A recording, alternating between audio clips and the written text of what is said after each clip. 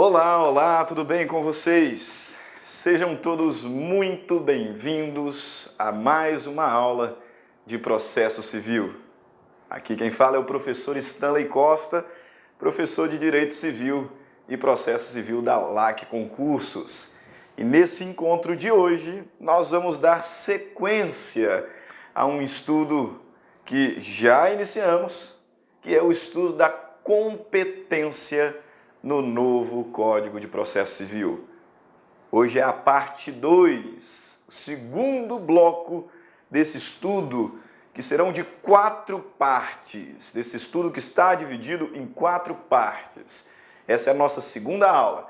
E lá na primeira aula, nós iniciamos a análise da competência no novo CPC, falando sobre o conceito de competência, fazendo um paralelo entre o conceito de competência e o conceito de jurisdição, porque eu não posso de forma alguma confundir essas duas expressões. E aí, posta essa parte introdutória, nós começamos a trabalhar já no novo Código de Processo Civil com os limites da jurisdição nacional. Isso mesmo. No nosso último encontro, nós falamos sobre os limites da jurisdição nacional. Quais são as causas, quais são as matérias que o Poder Judiciário brasileiro pode apreciar e julgar e o que o Poder Judiciário brasileiro não pode apreciar, não pode julgar. E aí, nesse contexto, nós trabalhamos as chamadas competências internacional concorrente e competência internacional exclusiva.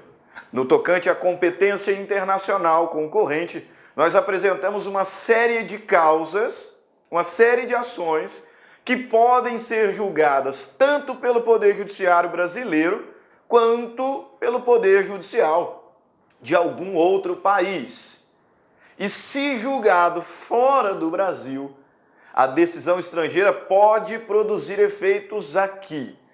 Todavia, para tanto, a decisão estrangeira precisará ser homologada. E essa homologação acontece por uma ação que é de competência, veja só, do Superior Tribunal de Justiça. É a ação de homologação de decisão estrangeira. É muito importante ressaltar esse ponto. A ação de homologação de decisão estrangeira é uma ação de competência do STJ. Cuidado, porque uma vez homologada a decisão estrangeira, a execução é de competência da Justiça Federal. A gente tem que ter bastante atenção com esse detalhe. A competência para a ação de homologação da decisão estrangeira é do STJ. Agora, uma vez homologada, a execução da decisão estrangeira é de competência da Justiça Federal. E aí, concluído esse estudo sobre a competência internacional concorrente, nós apresentamos uma série de causas, uma série de matérias que são de competência exclusiva do Poder Judiciário brasileiro. Isso significa que são ações que não podem ser julgadas por um poder judiciário estrangeiro. E se isso acontecer, a decisão estrangeira nunca produzirá efeitos no Brasil. Isso porque decisão estrangeira referente à matéria de competência exclusiva brasileira não pode ser homologada. Ok? Bastante atenção com esse detalhe. Quando nós fechamos o estudo da competência internacional, nós então apresentamos rapidamente, com fundamento na Constituição Federal, a organização do Poder Judiciário brasileiro. Isso mesmo, organização do Poder Judiciário brasileiro é uma matéria de direito constitucional. Só que, ao falarmos sobre competência, não tem como fugir desse entendimento, dessa compreensão. Por isso que nós concluímos a nossa última aula falando sobre a organização do Poder Judiciário. E nesse contexto nós vimos que o Poder Judiciário brasileiro ele se divide horizontalmente em justiça especial e justiça comum.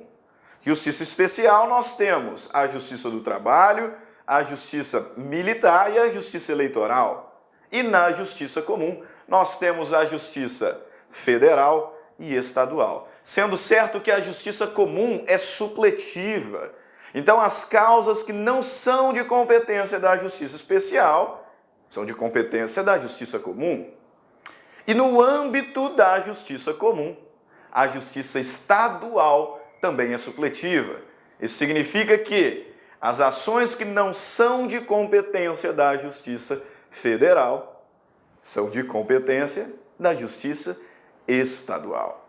Ademais, nós verificamos que o Poder Judiciário também... Meus amigos, minhas amigas, sou o professor Luiz Antônio Carvalho, com muito prazer, muita satisfação, estou aqui para fazer um convite para vocês que estão assistindo a nossa playlist no YouTube, a nossa playlist focada no TRF4 aí, 2019, de tal publicado, de tal na praça. Nós aqui da La Concurso, nós temos um curso aí super competitivo para o cargo de técnico judiciário área administrativa, que custa apenas 10 parcelas de R$20. Professor, o curso é bom? Cara, você está assistindo essa aula, você viu aí a qualidade do nosso professor, professores aí bastante experiências com uma didática maravilhosa. 10 parcelas de R$20, 75 dias de acesso, e você vai assistir o nosso curso completaço na nossa plataforma, e você terá também o nosso Personal Coach, né? Personal Coach é a nossa metodologia, a nossa ferramenta de estudo, de ensino, onde o aluno todos os dias tem uma meta de estudos. Se ele cumprir a sua meta de estudos, pode ter certeza que lá no dia da prova ele ficará muito competitivo. Tá certo, meus amigos? Espero vocês. Quer se matricular? Tem um link aqui embaixo, pode clicar e pode conversar com os nossos atendentes. Um forte abraço, tchau, tchau, espero vocês. Também é dividido verticalmente. E aí nós temos a primeira instância, a segunda instância, a instância superior e o Supremo Tribunal Federal. Assim nós concluímos o primeiro bloco, a primeira parte desse curso de competência no novo Código de Processo Civil. E agora nós vamos dar sequência. Segunda parte, segundo bloco de 4 partes, ok? Vamos lá? Na aula de hoje, nós vamos tratar dos artigos 26 ao artigo 41 do Código de Processo Civil. Nós vamos tratar sobre cooperação judicial internacional. Isso mesmo, cooperação jurídica internacional. Você bem sabe que atualmente nós vivemos num mundo globalizado, como nunca antes. Isso significa que os limites, que as fronteiras, que a distância entre os países está cada dia mais curta. É isso mesmo. Cada dia que passa, com o avanço tecnológico, com os meios de comunicação, os países têm ficado mais próximos e, por consequência, tem crescido abruptamente o número de relações jurídicas internacionais, seja entre pessoas jurídicas ou entre pessoas naturais. A cada dia que passa, nós temos mais essa relação, esse câmbio entre pessoas de um país e pessoas de outro país.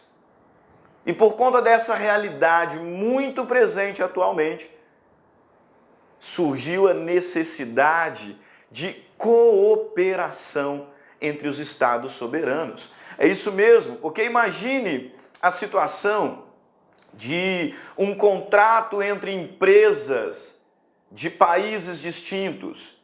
E nesse contrato nós temos algum conflito. Nesse contexto surge a dúvida: onde esse conflito será solucionado? Porque nós sabemos, com fundamento em outras aulas, que apesar de existirem meios alternativos de solução de conflito, somente o Estado é que tem poder jurisdicional. Ou seja, poder para aplicar o direito ao caso concreto, a fim de pacificar conflitos. E se eu tenho pessoas nacionais, pessoas nascidas em países distintos se relacionando juridicamente, se houver nessa relação jurídica algum conflito, onde que eu vou solucionar? Qual é o poder judiciário competente para pacificar esse litígio? E mais, se eu defino, por exemplo, que o poder judiciário brasileiro é o poder judiciário competente para a ação no caso concreto, e se eventualmente eu preciso coletar documentos, provas que se encontram em um outro Estado soberano, como fazê-lo? Como fazê-lo? Agora, pense num outro exemplo. Dois brasileiros que se relacionam juridicamente, mas em razão dessa diminuição das fronteiras, da criação, do surgimento de uma verdadeira ilha mundial por conta da globalização, um desses brasileiros corre, foge ou simplesmente se muda para um outro país. E em decorrência deste fato, ou um outro fato, surge então um conflito de interesses nessa relação jurídica. Como que este brasileiro que se encontra aqui no nosso país conseguirá demandar o outro sujeito, a outra parte que se encontra em um outro Estado soberano? Ainda que considere que o Poder Judiciário brasileiro é o competente para julgar o caso concreto, como é que eu vou citar essa pessoa que se encontra em outro país? Como é que eu vou buscar meios de prova que se encontram em outros países? Veja bem, é nesse contexto que surge e que tem sido aprimorada as relações de cooperação internacional. Recentemente, você bem sabe, um dos personagens da famosa Operação Lava Jato fugiu para a Itália. E o Brasil, é evidente, não pode entrar lá na Itália e prender esse sujeito, porque seria uma afronta à soberania do Estado italiano. Mas o Brasil tem que cumprir o seu dever, tem que cumprir com a sua função jurisdicional. Precisamos de cooperação. Precisamos de cooperação entre os Estados. Em suma, o que eu quero dizer é que em razão da globalização, da diminuição das fronteiras e do distanciamento entre os países, com a criação, com o surgimento de diversas relações jurídicas multinacionais, surge também a necessidade de cooperação jurídica internacional para que tenhamos efetividade na atividade jurisdicional. De nada vale possibilitar a um sujeito que acesse ao judiciário, sendo que o judiciário não tem condições de lhe devolver uma resposta eficiente, eficaz. Então, as técnicas, as medidas de cooperação jurídica internacional surgem nesse contexto com um só objetivo: dar eficiência à atividade jurisdicional que apenas o Estado soberano pode exercer. Ok?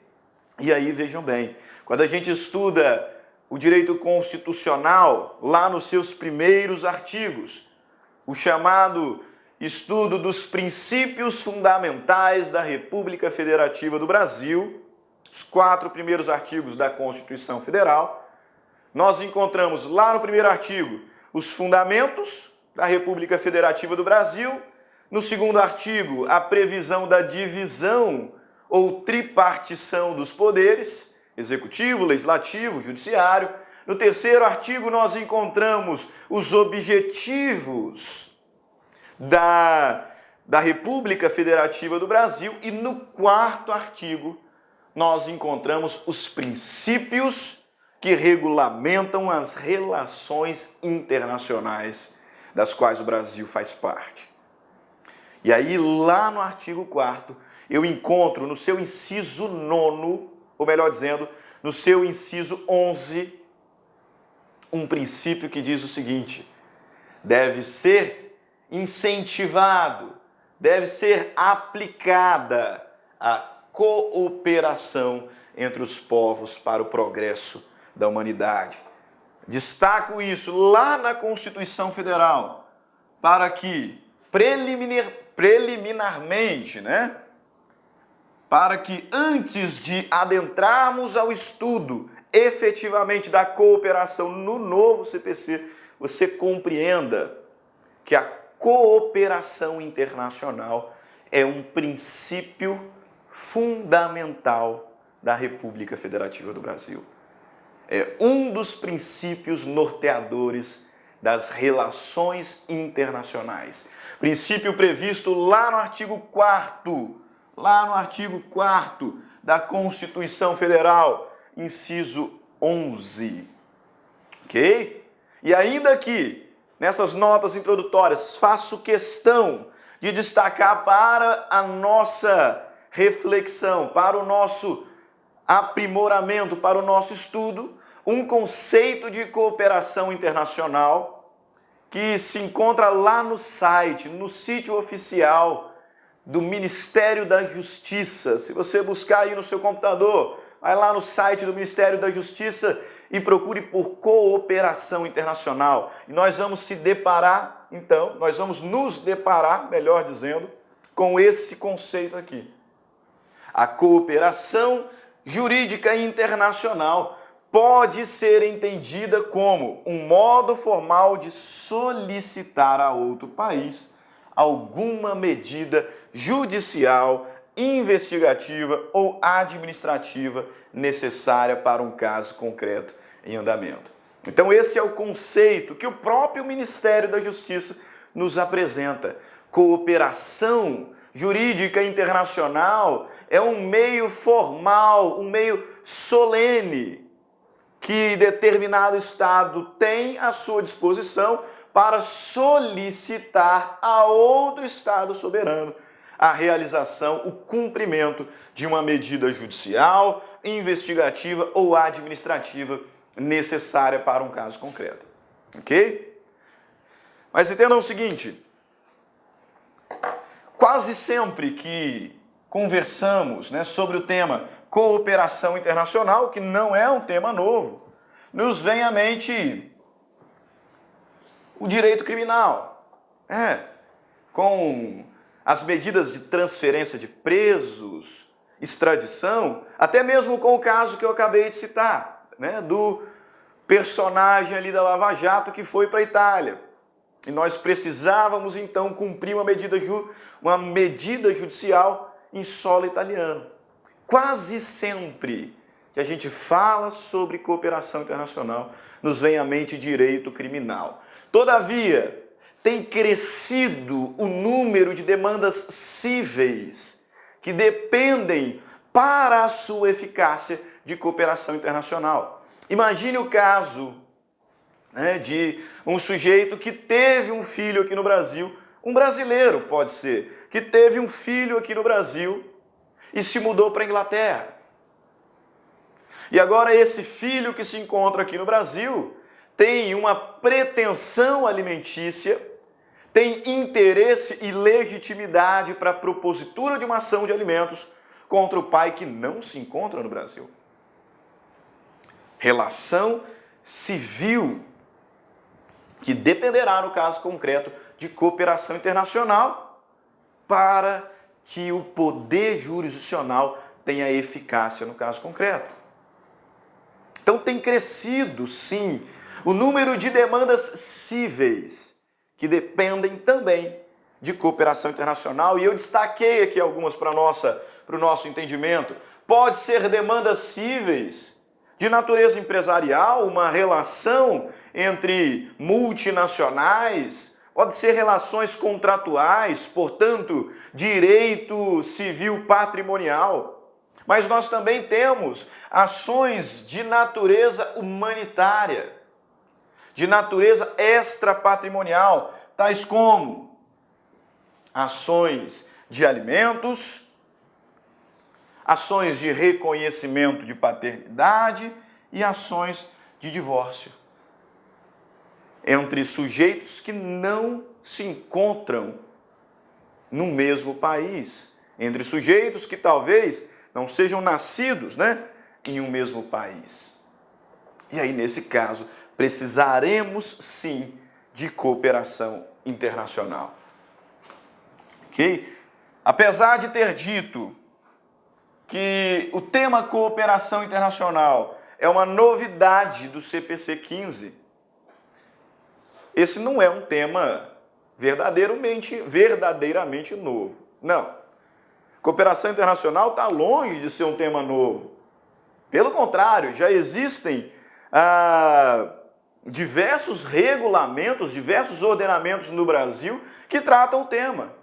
Na LINDB, na Lei de Introdução às Normas do Direito... Meus amigos, minhas amigas, sou o professor Luiz Antônio Carvalho, com muito prazer, muita satisfação, estou aqui para fazer um convite para vocês que estão assistindo a nossa playlist no YouTube, a nossa playlist focada no TRF4 aí, 2019, de tal publicado, de tal na praça. Nós aqui da La Concurso, nós temos um curso aí super competitivo para o cargo de técnico judiciário área administrativa, que custa apenas 10 parcelas de R$20. Professor, o curso é bom? Cara, você está assistindo essa aula, você viu aí a qualidade do nosso professor, professores aí, bastante experiências com uma didática maravilhosa. 10 parcelas de R$20, 75 dias de acesso, e você vai assistir o nosso curso completaço na nossa plataforma, e você terá também o nosso Personal Coach, Personal Coach é a nossa metodologia, a nossa ferramenta de estudo, de ensino, onde o aluno todos os dias tem uma meta de estudos. Se ele cumprir a sua meta de estudos, pode ter certeza que lá no dia da prova ele ficará muito competitivo. Tá certo, meus amigos? Espero vocês. Quer se matricular? Tem um link aqui embaixo, pode clicar e pode conversar com os nossos atendentes. Um forte abraço, tchau, tchau, espero vocês. Brasileiro, nós encontramos regras sobre cooperação internacional. Na Constituição Federal, nós encontramos regras sobre cooperação internacional. Nos regimentos do Supremo Tribunal Federal, do Superior Tribunal de Justiça, nós encontramos regras sobre cooperação internacional. Então, este não é um tema novo. Não é. Ele é novo para o Código de Processo Civil. A inovação que nos faz destacar esse tema para o estudo de hoje é que anteriormente nós não tínhamos previsão de cooperação internacional no Código de Processo Civil. E o novo CPC, atento à modernização, aos avanços tecnológicos e ao crescimento das relações jurídicas internacionais, multinacionais, fez questão de tipificar regras específicas sobre cooperação internacional. Então, bastante atenção. Eu tenho dito repetidamente que o Código de Processo Civil ganhou ainda mais relevância para você, concurseiro, porque está cheio de novidade. E as bancas examinadoras, Brasil afora, elas gostam daquilo que é novo. E nesse ponto, nós estamos diante de um tema que, na verdade, não é novo, mas de um tema que não tinha previsão no Código de Processo Civil de 73. E por esse motivo, cooperação internacional, que era um tema um pouco esquecido nos concursos públicos, agora tem sido cobrado recorrentemente. Então, eu preciso ter cuidado, eu preciso ter atenção, eu preciso estudar com zelo essa parte do novo CPC. Novo CPC. Tema novo para o processo civil, que se encontra lá a partir do artigo 26 artigo 26 do Código de Processo Civil. Acompanhe comigo. Ele nos diz o seguinte: a cooperação internacional será regida por tratado de que o Brasil faz parte. Mas e se não tiver tratado? O que vai regulamentar essas relações internacionais, essa cooperação jurídica internacional? Parágrafo 1º do mesmo artigo 26 nos esclarece: na ausência de tratado, a cooperação jurídica internacional poderá realizar-se com base em reciprocidade, com base no princípio da reciprocidade. Então vejam, o primeiro artigo do novo CPC a tratar o tema nos diz que a cooperação jurídica internacional será regulamentada, será regida pelos tratados internacionais dos quais o Brasil é signatário. Mas se eventualmente não existir um tratado, ainda assim pode haver cooperação internacional.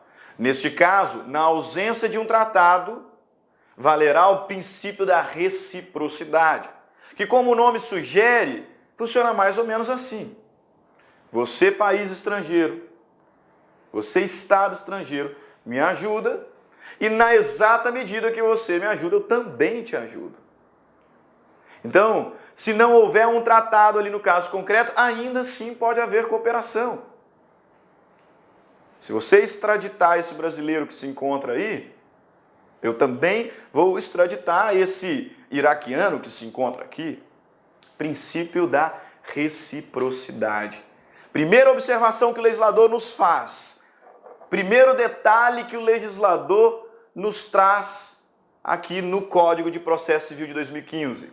A cooperação jurídica internacional será regida por tratado. E se não houver tratado, então ela será realizada com base no princípio da reciprocidade. Beleza? Agora, é evidente que essa cooperação, ela não pode ser realizada de modo desmedido, ilimitado. Imagine um país que está solicitando cooperação jurídica do Estado brasileiro. Não é definitivamente qualquer pedido que nós vamos aceitar. Ainda que exista aqui um acordo de reciprocidade entre os Estados soberanos, o Brasil, o Poder Judiciário brasileiro, não vai cumprir em nosso território qualquer tipo de diligência, qualquer medida. Essa cooperação internacional, ela tem limites, ela encontra limites na própria lei. E é isso que o artigo 23 nos traz em seus incisos. No caput ele diz que a cooperação internacional será regulamentada por tratado, que levará em conta, que tomará por atenção os seguintes requisitos, os seguintes limites. Quais são? A cooperação observará, primeiro, o respeito ao devido processo legal. Ao devido processo legal. Então, na hora de avaliar o pedido de cooperação feito por um Estado estrangeiro, primeiro nós temos que observar se essa medida que está sendo solicitada observou lá no país de origem o devido processo legal. Se sim, aí a gente passa a analisar o segundo ponto.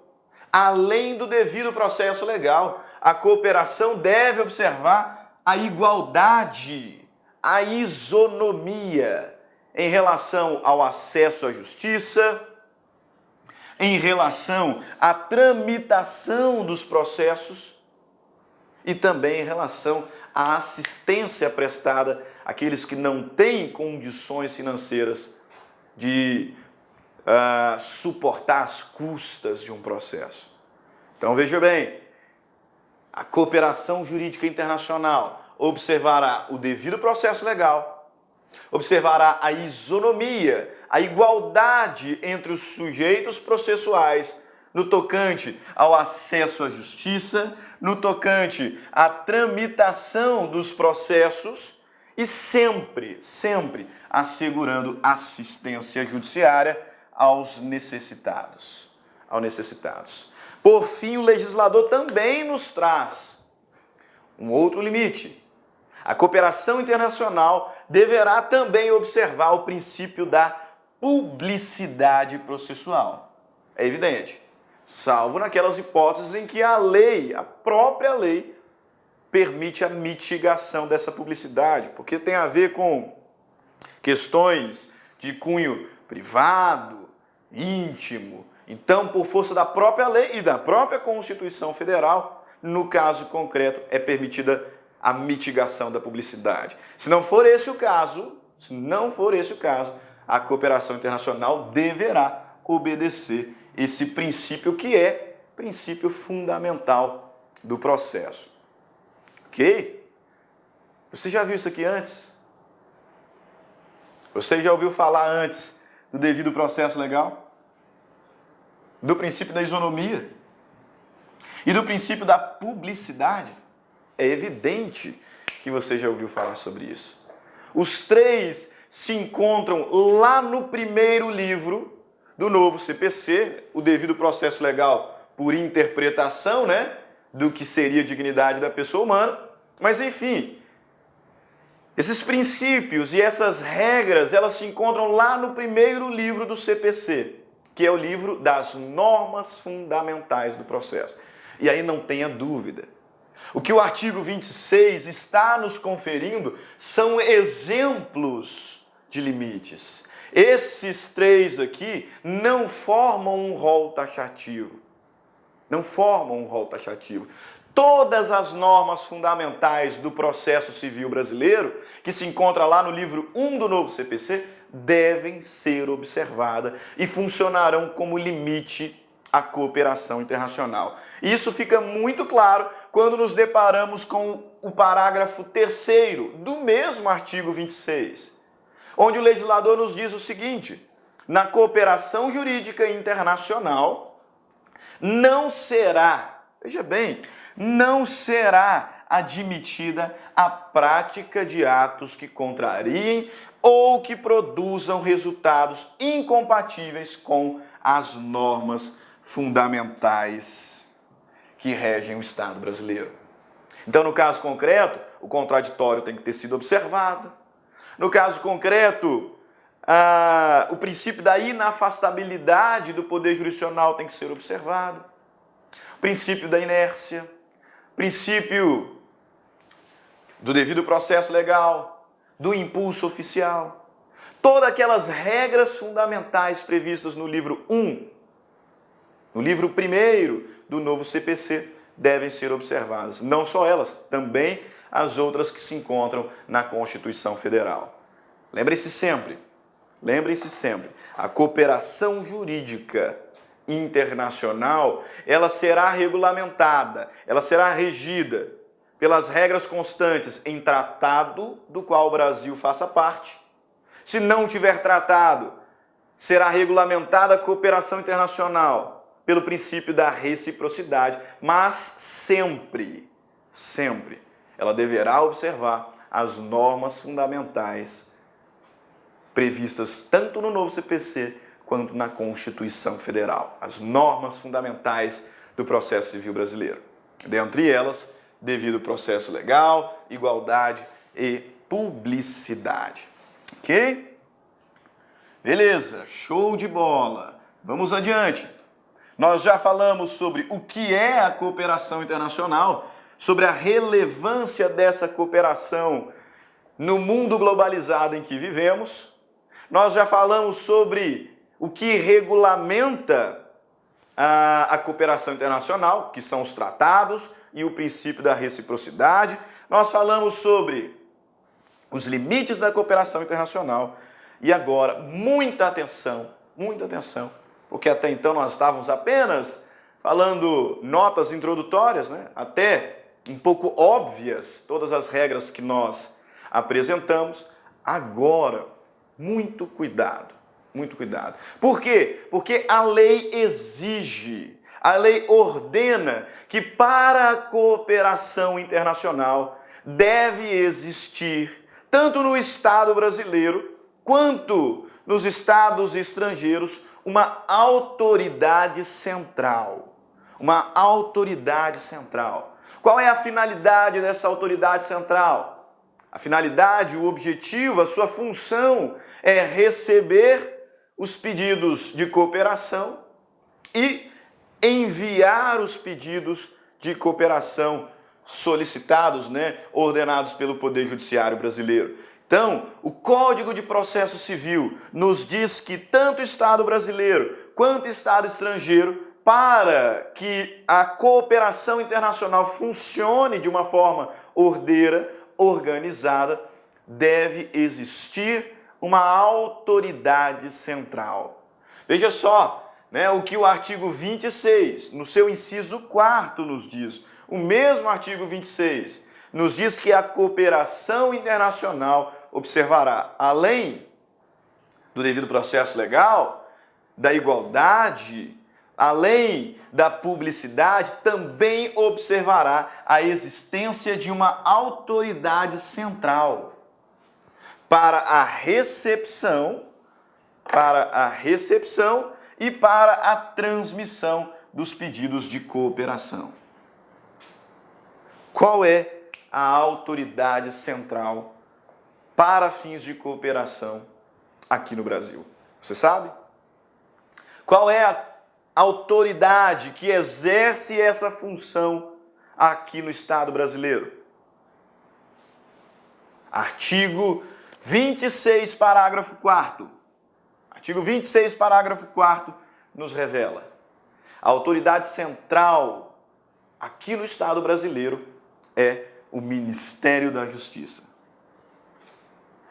Artigo 26, parágrafo 4º.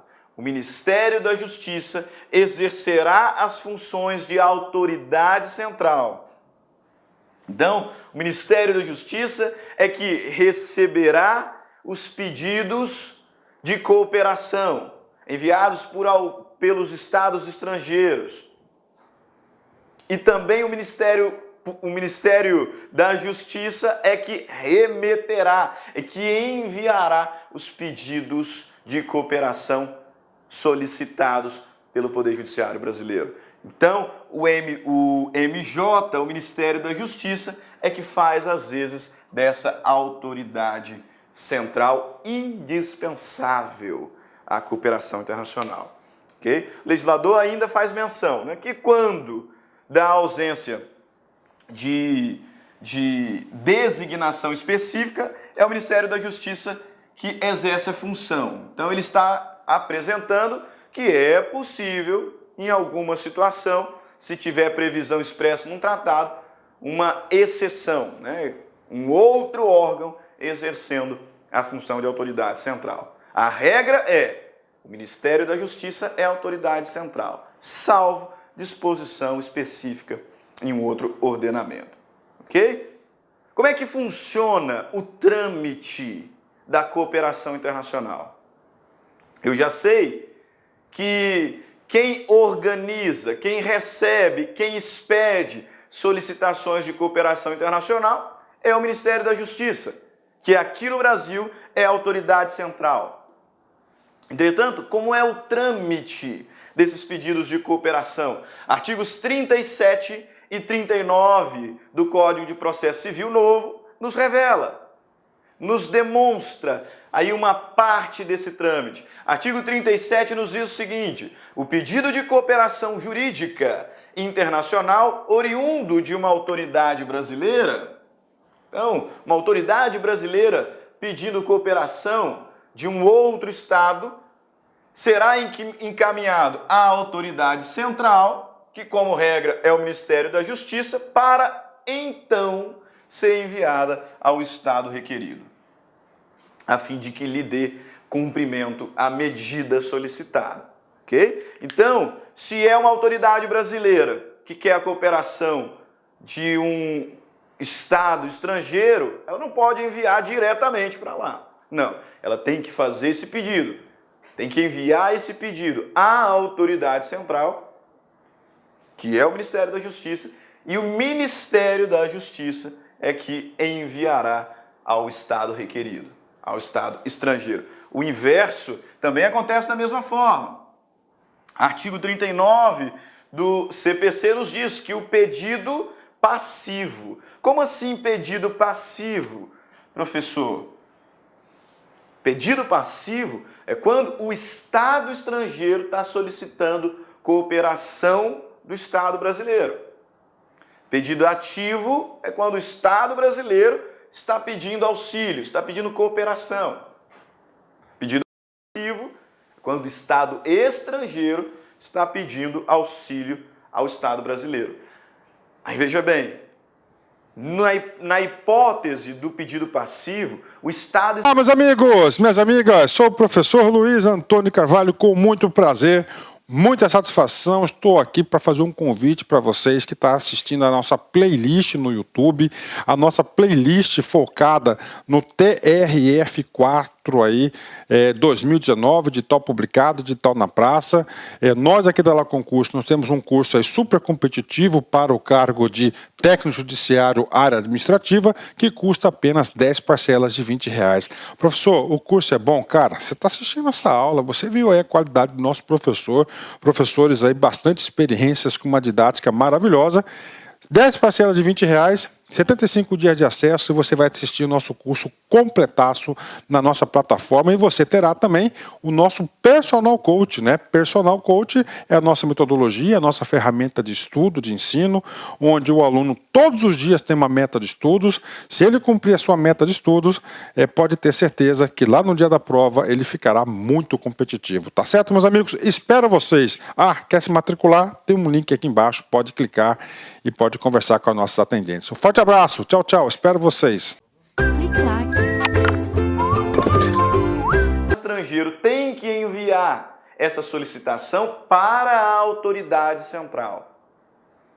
E aí, chegando ali na autoridade central, a autoridade central tem competência para fazer um juízo preliminar, algo como um juízo de admissibilidade. Olha o texto do artigo 39. O pedido passivo de cooperação jurídica internacional será recusado se configurar manifesta ofensa à ordem pública.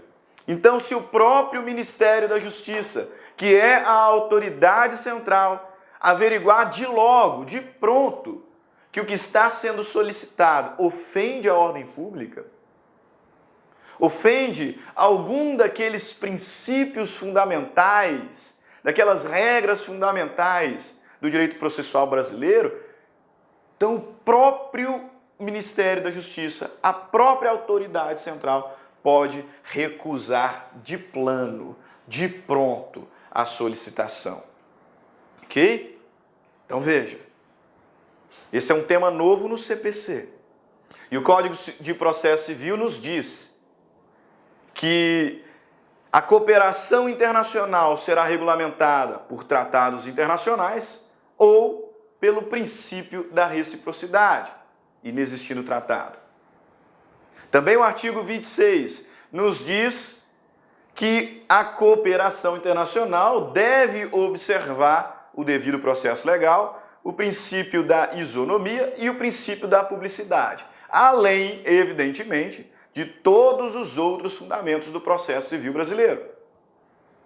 E também o novo CPC, ele nos diz que é necessário que exista uma autoridade central, tanto no Brasil quanto nos outros estados, para que essa cooperação funcione de forma ordeira, de forma organizada. Aqui no Brasil, como regra, a autoridade central é o Ministério da Justiça. E o trâmite básico da cooperação acontece da seguinte forma: se alguma autoridade brasileira quer ajuda de um estado estrangeiro, então ele envia essa ajuda para a autoridade central, que remeterá o pedido.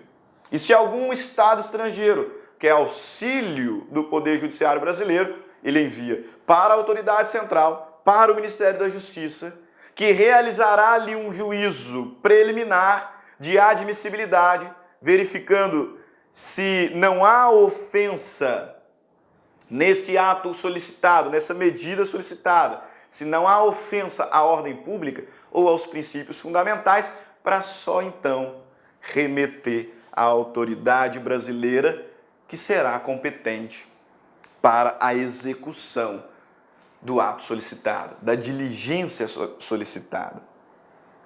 Agora, talvez você esteja se perguntando, professor, mas quais são os tipos de ajuda? Eu já entendi que hoje a cooperação jurídica internacional é extremamente importante, em razão da globalização que nós estamos vivendo. Mas quais são os tipos de ajuda possíveis, de ser solicitados? Artigo 27 nos apresenta um rol. E eu já adianto, você pode anotar aí no seu caderno, que esse rol do artigo 27 é um rol exemplificativo. É um rol exemplificativo. Um rol exemplificativo. Em que o legislador nos diz o seguinte: a cooperação jurídica internacional terá por objeto, inciso 1º, citação, intimação, notificação judicial, notificação extrajudicial. Inciso 2º, a colheita de provas e a obtenção de informações. Inciso 3º, a homologação e o cumprimento de uma decisão estrangeira. Inciso 4º, a concessão de uma medida judicial de urgência. Inciso 5º, a assistência jurídica internacional.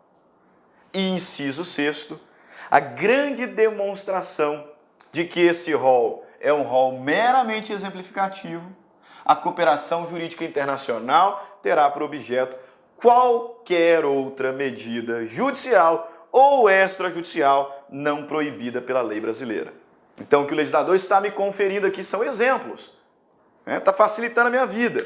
Diz, pode ser objeto de cooperação internacional, citação, intimação, notificação extrajudicial, cumprimento de medida judicial de urgência, pedido de informações, colheita de provas, pedido de homologação e cumprimento de decisão brasileira fora do Brasil, estrangeira aqui no Brasil. Mas esse rol não é um rol fechado, esse não é um rol taxativo. É um rol meramente exemplificativo. Porque tudo aquilo que não for proibido por lei, qualquer outra medida judicial ou extrajudicial que não seja expressamente proibida por lei, pode ser objeto de cooperação jurídica internacional. Ok? Artigo 27 do novo CPC. Tá? O nosso objeto, nosso objetivo, nossa intenção é realmente identificar aí o máximo de artigos para o seu estudo, para a sua preparação para um concurso público. Ok? Agora, quais são os mecanismos de cooperação internacional? Eu já sei o que é cooperação internacional, É o meio formal, é o meio solene de pedir, de solicitar que um outro Estado cumpra uma medida judicial, uma medida determinada por uma autoridade brasileira e vice-versa. É o meio formal de solicitar esse auxílio que é necessário e decorrente da globalização. Eu já sei que a cooperação internacional ela é regulamentada por tratados internacionais. E quando não existir esses tratados, então ela será regulamentada pelo princípio da reciprocidade. Só que a cooperação não pode acontecer de qualquer forma, como a autoridade bem entender. Não, essa cooperação internacional ela tem limites. E o próprio legislador, no artigo 26, me apresenta alguns. A cooperação internacional ela deve observar o devido processo legal, ela deve observar o princípio da isonomia, no que tange ao acesso à justiça, ao trâmite processual, à assistência àquele que não tem condições financeiras de arcar com as custas processuais. A cooperação internacional deve observar o princípio da publicidade, salvo as exceções legais que permitem a mitigação. E a cooperação deve observar todos os princípios fundamentais. Eu também já sei que para essa cooperação funcionar de uma forma realmente versátil, é necessário, tanto no Brasil quanto nos países outros, uma autoridade central responsável para receber e enviar pedidos de cooperação. Aqui no Brasil, essa autoridade central é o Ministério da Justiça, que recebe os pedidos da autoridade brasileira e os remete para fora do Brasil, e que também recebe os pedidos da autoridade estrangeira. E nesse caso específico faz uma análise preliminar. Porque se de pronto identificar que o pedido estrangeiro, a medida estrangeira ofende a ordem pública, ele já encerra aqui, já nega aqui mesmo. Né? Mas, enfim, quais são os mecanismos? Quais são os mecanismos? O tema não é novo. E mesmo no Brasil, nós já temos ordenações jurídicas que estabelecem, que prevêem expressamente alguns mecanismos. Nós temos a LINDB, nós temos a Constituição Federal, regulamentos e regimentos do STJ, do STF, que nos traz aí diversos mecanismos de cooperação internacional. E você já sabe que a cooperação internacional, ela pode ser tanto ativa quanto passiva, que é a classificação que eu trago aqui no nosso slide. Ativa, quando o Brasil é quem solicita a atuação, a colaboração de um país estrangeiro.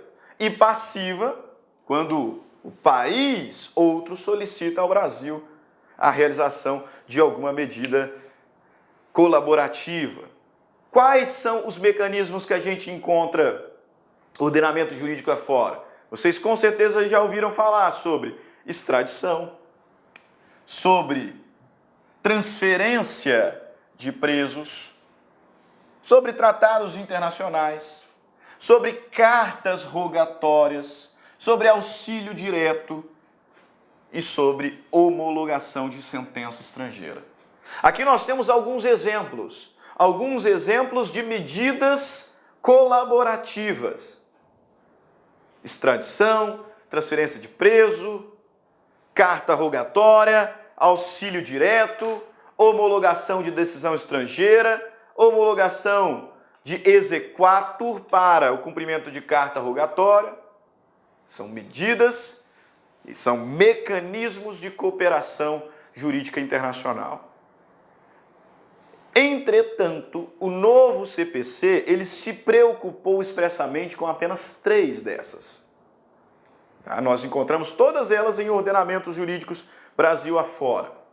Mas o novo CPC, ele se preocupou especificamente com 3 desses mecanismos. Quais sejam? O auxílio direto, a carta rogatória e a homologação de decisão estrangeira, além, evidentemente, na mesma toada, da homologação de exequatur à carta rogatória. Então, de todas as medidas colaborativas, de todos os mecanismos de cooperação jurídica internacional, o novo CPC, ele cuidou especificamente, aqui no capítulo 2º do livro 2º, de auxílio direto e carta rogatória. E lá, a partir do artigo 960, ele trata de 2 outros mecanismos, que é a homologação de sentença estrangeira e a homologação de exequatur à carta rogatória. O Código de Processo Civil expressamente tratou desses mecanismos e é sobre eles que nós passamos a falar a partir de agora. A começar, auxílio direto. Meus amigos, minhas amigas, sou o professor Luiz Antônio Carvalho, com muito prazer, muita satisfação. Estou aqui para fazer um convite para vocês que estão assistindo a nossa playlist no YouTube, a nossa playlist focada no TRF4, aí, 2019, edital publicado, edital na praça. Nós aqui da La Concurso, nós temos um curso aí super competitivo para o cargo de técnico judiciário área administrativa, que custa apenas 10 parcelas de R$20. Professor, o curso é bom? Cara, você está assistindo essa aula, você viu aí a qualidade do nosso professor, professores aí bastante experiências com uma didática maravilhosa. 10 parcelas de R$20, 75 dias de acesso e você vai assistir o nosso curso completaço na nossa plataforma e você terá também o nosso Personal Coach, né? Personal Coach é a nossa metodologia, a nossa ferramenta de estudo, de ensino, onde o aluno todos os dias tem uma meta de estudos. Se ele cumprir a sua meta de estudos, pode ter certeza que lá no dia da prova ele ficará muito competitivo. Tá certo, meus amigos? Espero vocês. Quer se matricular? Tem um link aqui embaixo, pode clicar e pode conversar com os nossos atendentes. Um forte abraço, tchau, tchau, espero vocês. Clique lá